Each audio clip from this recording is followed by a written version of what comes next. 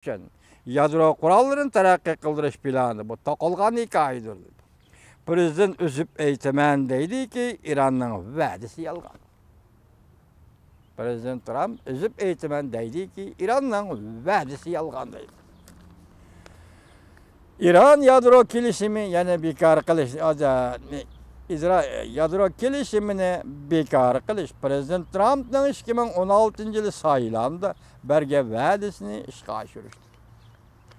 Prezidentinin bunda kılışı okşaşlı yani istifaktaşları Angliya, Fransiya ve Germaniyanın kilişimine qoğdap geliş taleplerini rədd kılğanlıqdır. Demek bir yerde Germaniya mı okşaş, Fransiya mı okşaş kilişimine saklap gelişini talep kılğan idi. Bunu Prezident Trump rədd kıldı demekçi bulundu. Kilişimge imza koygan devletler Rusya ve Cumhuriyeti mu var idi? Bu kilişim imza koygan devletler Katar'da Rusya mı Cumhuriyeti mu var idi?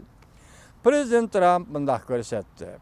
Agar men nimaga va'da bergan bo'lsam, men va'damda turman. Men nimada va'da bergan bo'lsam, va'damda turman. Fransiya prezidenti Macron prezidentning kelishimdan voz kechganligi to'g'risida afsuslanganligini bildirdi. Ham Teresa Hanım Angliyaninki hem Germaniyanın Vaziri Merkel Angela Hanım'la okşaşlar afsuslanganligini bildirdi. İran kelishimidan Prezident Trump'dan chekinib chiqqanligi to'g'risida. Endi yana bir xabarimiz Johnson şirketi biz başta degan tok leksiyalarimiz so'zlashgan edik. Johnson şirketi bugun Amerikada jazolandi. Jazolangandan keyin tunji bo'lib Johnson şirketi hozir bayonot e'lon qilib faoliyatlarni davomlashtira olmaydiganligini eg'iz qildi. Masalan deyli, Johnson şirketi iqtisodiy faoliyat elib berish chorasizligini jakarladi. Bu xabar 5-oyning 9-kuni Amerika ovozidan Xitoy til programmasi e'lon qilindi. Xabar bunday boshlandi. Jungoning eng zo'r uchur aloqa şirketi Johnson şirketi 5-oyning 9-kuni Amerikaning embargo siyosati tufayli şirket iqtisodiy faoliyat elib berish chorasiz qoldi. Dilab jakardi. Johnson şirketi bunday ko'rsatdi. Navbatda şirketning naqd puli yetarli. Sodi ishonch aloqali yo'llarni chingtira olamiz. Undan boshqa şirketimiz yana Amerika hukumatining aloqador tarmoqlari bilan munosabatda bo'lib, rad qilish buyrug'ini tartib solib, bekor qilishini qo'lga keltiramiz. Ya'ni qayta Amerika bilan so'zlashtiramiz.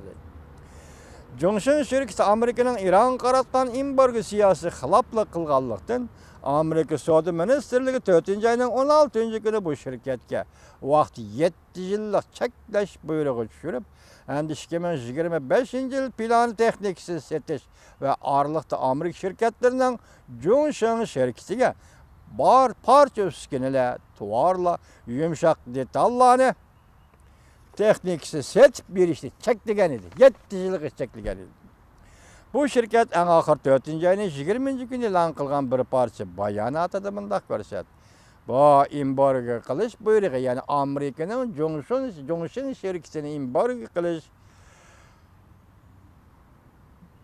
buyrug'i Johnson uchur aloqa şirketining mavjud bo'lib turishiga agar tahdid ko'rsatdi.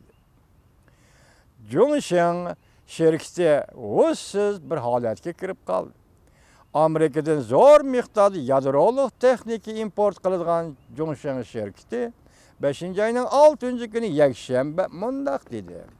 Bu yerda qarag'aninglarda Johnson şirketi bo'lsin, Huawei şirketi bo'lsin, ularning texnikasi siz biladigan, men biladigan jungoliklarning ijodiyatiga taalluq emas ekan, juma hurmatli vatandoshlar.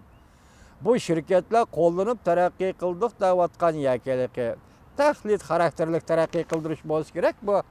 Bu texnikaning hammasini Amerika bergan, Amerika setib beradigan texnikalar ekan.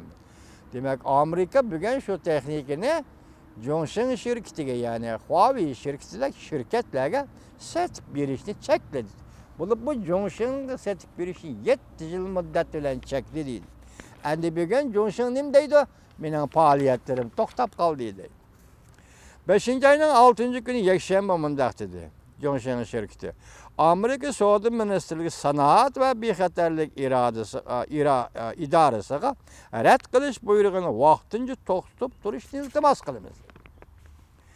Aloqador ishlar balki o'rlayotgan Amerika Jungo savdo so'rkilishida bir muhokama temasi bo'lib qolishi mumkin. Masalan, Johnson shirkatining bu falokatga yo'liqqanligi Amerika Jungo o'rtasida savdo kelishim nima savdo suhbatida bir tema bo'lib qolishi mumkin. Xinhua munda xabar qildi.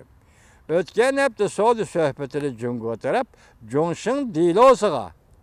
Johnson shirkati dilosiga munosabatli qattiq aloqada bo'ldi. Amerika taraf bilan qattiq aloqada bo'ldi. Amerika taraf Jungo tarafning gaplariga e'tibor berdiganligini bildirdi hamda Jungoning maydonni Prezident Trumpga dokolat qildi. Endi bundan qo'shimcha keyingi yana bir xabar. Prezident Trump Xi Jinpingning 2 kun burun bir ishga alayda yordam qilganligi uchun rahmat aytdi. Mavzuda xabar 5-ayning 9-kunida Twitter e'lon qilindi. Xabar bunday boshlandi. Prezident Trumpning pozitsiyasi masalan Xi Jinping qaratgan pozitsiyasi bilan Iran qaratgan pozitsiyasi solishtirib bakın İran'a nima dedi? İranning bergan va'dalarining hammasi yolg'on dedi. Endi bu yerda Jungoning raisi Xi Jinping uchun onun uchun Jungo, ya'ni Xi Jinping alayda bir yaxshi ishga yordam berganligi uchun rais Xi Jinpingga rahmat dedi. Bu kunlarda xabar bunday boshlandi. Jungo Amerika 3 davlatning o'zaro harakatlari qo'yiqlashib ketdi. Avval Çavuşanның başlığı Kim Jong-un Jungo'nu maxfiy ziyorat qilib, rais Xi Jinping bilan ko'rishdi. Bundan keyin rais Xi Jinping Prezident Trump bilan telefonda suhbatlashdi. Oxirida Amerikaning davlat ishlar kotibi tuyuqsiz Çavuşanga ziyorat qildi. Biz bosh ko'rsatdik. Mushu vaqt nuqtasida Prezident Trump Xi Jinpingga yana bir qatam rahmat aytdi. Amerika Aqsarayning to'rbeti 5-ayning 9-kuni Prezident Trumpning ishki yig'inda so'zlagan so'zining mazmunini e'lon qildi. Yaqinda o'tkazilgan Amerika Çavuşan davlat boshliqlari uchrashishida men rais Xi Jinpingga rahmat aytaman deb ko'rsatdi. Prezident Trump bunday ko'rsatdi. Bu suhbatning Çavuşan uchun aytganda intayin yaxshi ish ekanligiga ishonaman. Koreya ve Yaponiyaga intayin yaxshi ish bo'ladi. Men rais Xi Jinpingga rahmat aytishim kerak deb o'ylayman. 2 kun burun o intayin alayda bir ishga bizga ko'p yordam qildi. Jungoning rais Xi Jinping Jungo bizga ko'p yordam qildi. Prezident Trump so'zida Amerika Jungo savdo munosabatini tilga oldi. O mundaq dedi. Biz Jungo bilan bo'lgan savdoni bartaraf qilishimiz lozim. Ular xeyli yaxshi ish qilyapti. Hozir Jungoliklar xeyli yaxshi ish qilyapti. Chunki ular bizga yordam beryapti. Balki ular ozroq bo'lsa-mu yaxshi ish qilyapti. Chunki ular bizga yordam beryapti. Qayta takrorlagan ekan, men takrorlamadim, prezident o'zi takrorlagan ekan. Arkadaşlar Prezident Trump, rais Xi Jinping yana bir qatam rahmat aytdi. 3-chi qatam rahmat aytdi. Prezident bunday ko'rsatdi. Ular rostilla Çavuşan masalasi tarafdan bizga yordam qildi. Buning uchun biz rahmat aytamiz. Biz rais Xi Jinpingga rahmat aytamiz. Bu yerda endi bir savol tug'iladi vatandoshim. Hozir yaqinda Beijingda o'tkazilgan Amerika Jungo savdo suhbati qatmal holatga tushib qoldi. O'rnidan turib bular yig'indan ayrildi. Amerikaning vakillari qaytib keldi. Savdo sohasi bunda tirkishyapti. 3 kun bo'ldi degan Tayvan to'g'risida ancha gap yo'q. Biz o'tganliksimiz sizlarga so'zladik. Tayvanning o'rni Tayvanni Chunhua Taybey, Jungo Taybey deymiz degan ismlar bilan bir qatam elishdi. Biroq hozir ham Tayvan to'xtab qoldi deydi. Hozirgi gap savdo shuyaga keldi. Savdoda shunday yo'l qo'yishmay bir-biri bilan hozir kaskin suhbatda bo'lyapti deydi. Ammo Çavuşan masalasida rais Xi Jinpingga rahmat aytyapti. Izchil rahmat aytyapti Prezident Trump. Undaqda Jungo Çavuşan masalasida zot nima ish qildi? Bu aşkar emas, aşkar oturuğa çıkmadı. Aldığımızda Prezident Trump benmin diyen de eliki erkinlik uyuman ve teyişlik uyu degen öyde ben Kim Jong-un bilen Çavuşan'ın rehberi Kim Jong-un bilen uçuruşumen degen idi.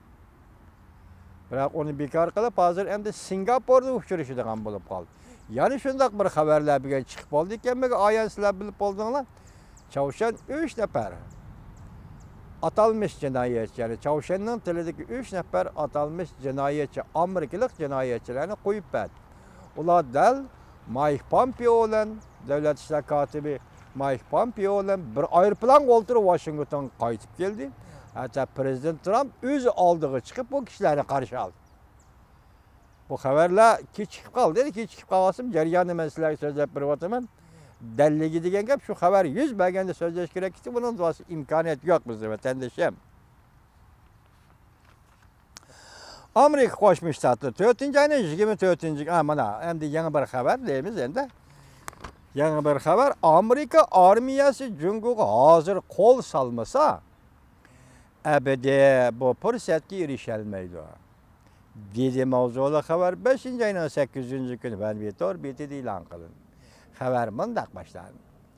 4-oyning 24-kuni tushdan burun Amerika Qo'shma Shtatlar Davlat Majlisi Kengash palatasi Harbiy ishlar komiteti Dengiz armiyasi davlat mudofaasi nomzodlikka ko'rsatgan Admiral Philip Davisni vazifa o'tash muddati to'shgan Admiral Harry Harrisning o'rniga Amerika armiyasining Tinch okean pilotiga qo'mondon qilib tayinladi. Amerika Qo'shma Shtatlar hukumati yaqinda davlat bexatarligi strategiyasi va davlat mudofaa strategiyasi doklad e'lon qilgan edi. Biz boshda bu leksiyalar so'zlab bo'ldik. Jungo va Rossiyaning ayrim holda strategik raqobatchi davlatga ayirib, bu davlatlar Amerikaning bexatarligiga, xalqaro terroristlar